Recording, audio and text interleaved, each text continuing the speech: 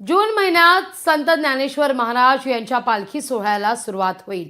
याच पार्श्वभूमीवर पुण्यातील विभागीय आयुक्त कार्यालयात बैठक पार पडली आहे। यावेळी संत ज्ञानेश्वर महाराज संस्थान कमिटीच्या वतीनं प्रशासनाला पुणे शहरातील पालखी मार्गावर स्वागत कक्ष आणि स्पीकरची उभारणी नको अशी मागणी करण्यात आली आहे। स्वागत कक्षाकडून पालखी रथ तसंच दिंडी प्रमुखांचा सत्कार करण्यात येतो। अशा वेळी प्रत्येक ठिकाणी रथ थांबला तर किमान 10 मिनिटं जात असल्यानं पालखीला मुक्कामाच्या ठिकाणी जाण्यास विलंब होतो।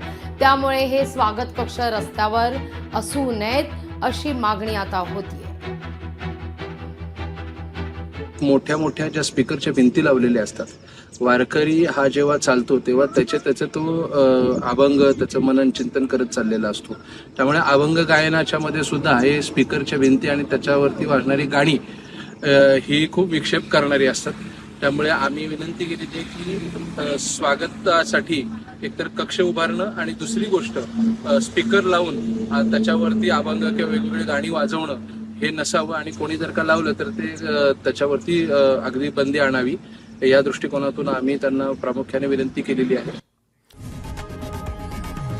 लोकशाही मराठी ऐका, पहा, जागरूक रहा।